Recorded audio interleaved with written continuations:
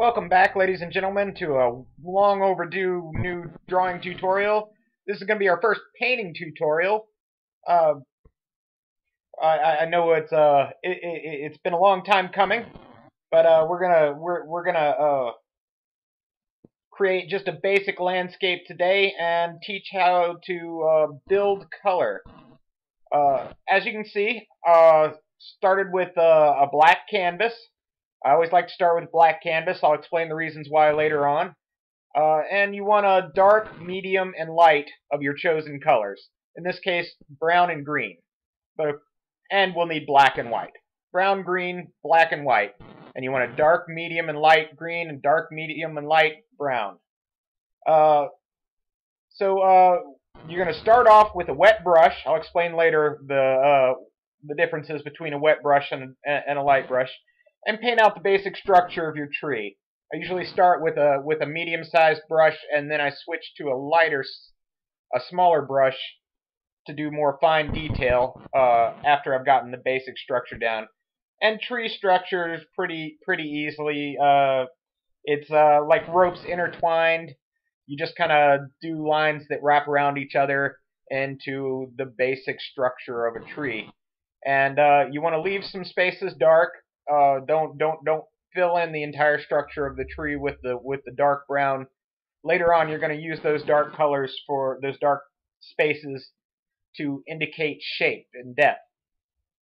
So basically, shading in paint is very similar. What's the exact opposite of shading in pencil? In pencil, when you want something brighter, you put less pencil strokes. In painting, when you want something brighter, you add more paint.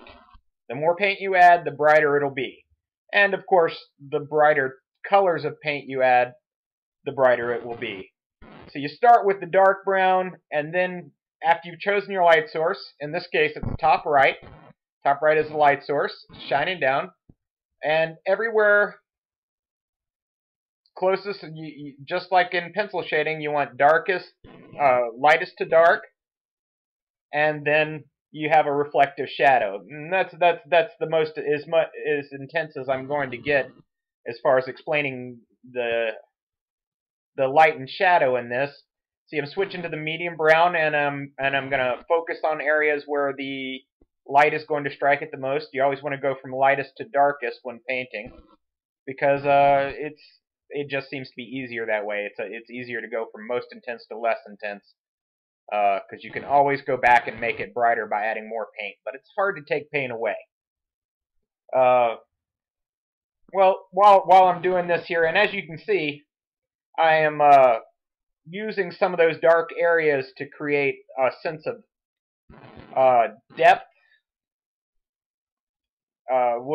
Using those to remember where the intertwined ropes are, the spaces I was using to the shapes I made the tree out of.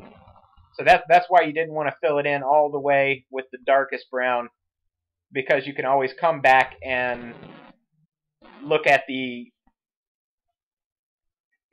when you're filling in the lighter areas, you can see the shapes you want. And here with the highlight, I recommend a dry brush. And once again, I'll explain wet brush and dry brush later. It's pretty self-explanatory, but I'll go into a little more detail a little bit later. You want a dry brush when you're doing the highlight, which is the lightest color, in this case the lightest brown for the tree trunk. You want to do that with a dry brush, and only where you put the medium brown, because you want that to be the top of your grade. If it were pencil drawing, your gradient shadow goes from light to dark. This is the same way. This is the top part. This is the highlight of your grading. And while I'm doing that, also you use the highlight to bring out the detail in your painting. In this case, the lines of the tree bark. Make sure to make all those lumps stand out. Anywhere that's upraised is going to catch more light, and anywhere that's depressed is going to catch less light. Not to mention anything farther from the light source is going to catch less light, anything closer to the light source is going to catch more light. So since the light is on the top right, it's coming down. The top right of the tree over there is going to get more of the highlight and less on the left. Some of the benefits of black are, of course, the built-in shading. There, I've already displayed here. You have some of the shadows already built in when you paint something. And another thing is objects seem solid right away. When you paint on a white canvas with color, you have to use a lot of paint, and you have to build it up from a much darker color in order to make it feel solid. Now you can paint the entire canvas in as much color as you want and still not get the same effect as starting with a black canvas.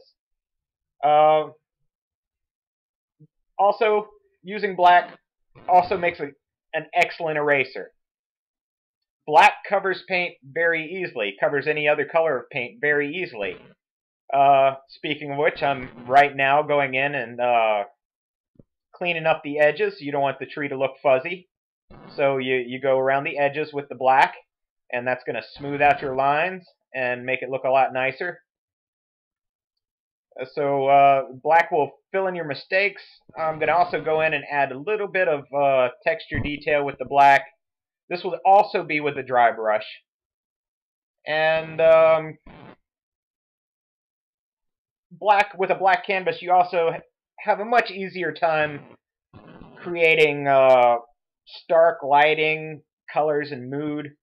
It really creates a more dramatic painting when you start with a black canvas. And that's the way I do pretty much all of mine. And you see how I threw that cast shadow in there to make that back branch look like it's farther back in the background. Now let's go into wet brush, dry brush while I start the canvas.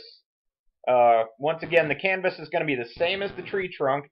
You're going to start with a dark green, and you're going to move to a lighter green. In this case, I'm just drawing basically a little bowl around the top of the tree branches I already drew out. And it's a very simple type of tree. I don't want to paint each individual leaf because that is a pain in the butt. I've done it before. You don't want to do it. It takes forever.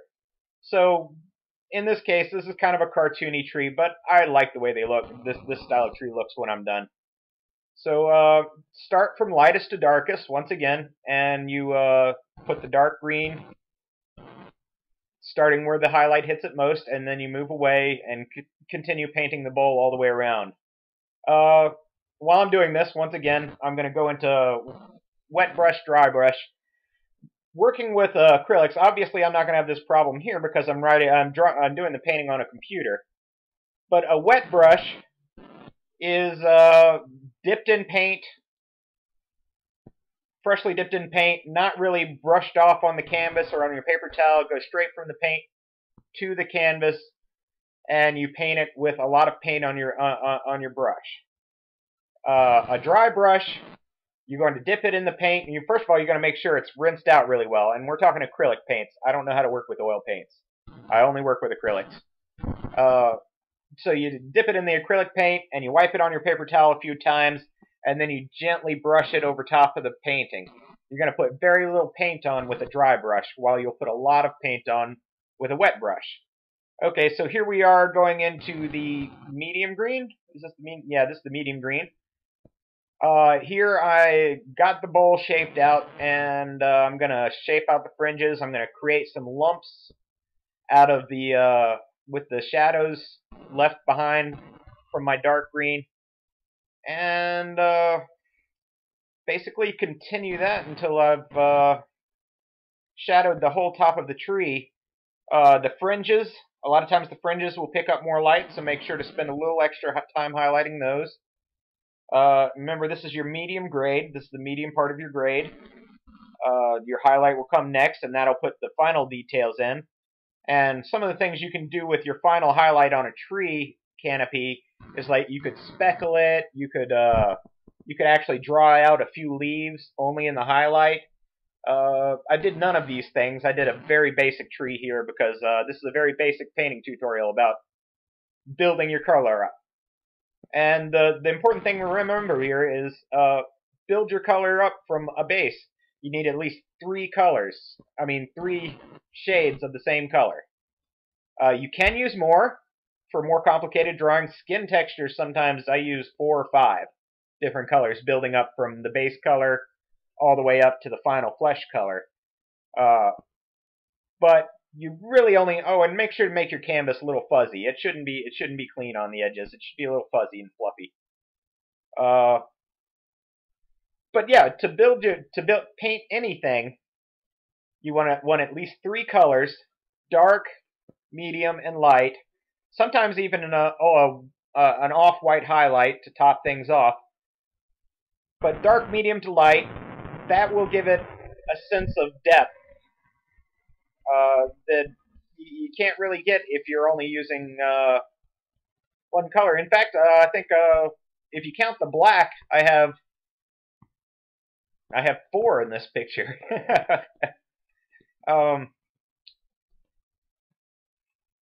But it's really simple. You go once you've learned the anatomy of shading, then you got your highlight, your gradient shadow, your deepest shadow, and then you have a reflective shadow and a cast shadow. If you include all of these things in the painting, you're going to get a decent outcome. The only things you need to pay attention to are textures, like the entwined ropes I was talking about for the tree trunk, or the puffiness of the tree canopy. Like I said, you could speckle it. You could do a lot of things to make the tree canopy a different texture than the rest of anything else that's green. In fact, I'm going to draw a hillside here in a minute, and I'm going to be using the same green colors, and it's going to look more mossy because I'm going to use a big brush, and I'm not going to highlight it in the same way. I'm not going to use the same structure to make the lumps, that type of thing, and it'll look differently just because of that. And I'll highlight it differently. I won't have as much highlight, and I'll probably have more of the dark green just to make it stand out. But you want all of those pieces. If you want a more detailed explanation on the anatomy of light and shadow, I do have a pencil drawing tutorial called The Anatomy of Light and Shadow. It should be in the same playlist. And it'll go through all the stages of light to dark, including the reflective highlight, the reflective cast shadow. There's a lot of subtlety to lighting that you can throw in there. Right now we're dealing with the very basics. Light to medium. Light to medium to dark, and a little reflective shadow and a little cast shadow. When you're doing the hillside here, you got to remember to add the cast shadow in, as I'm sure, add in here in a minute. As soon as I finish painting the hill in. And you see how I'm leaving dark spaces? That's going to remind me where ridges and things are. There we go. Adding in a little bit of cast shadow, darkening in where the tree is casting a shadow on the grass. That makes your objects fit together a little better. Another neat thing about painting with a black canvas is you can leave lines in between things you've drawn, and it just looks like shadow. You don't have to worry about melding everything together and getting some of your brown onto your green, or that type of thing, because you can leave a little line and it just looks like part of the shading. But as you can see here, the dark spaces I left with the dark green, I am using those as indications of ridges and things like that. So as I highlight, I can pay attention to those things and easily paint in the rest of the hillside without having to worry about sculpting anything. This works really well on organic stuff like trees and hills,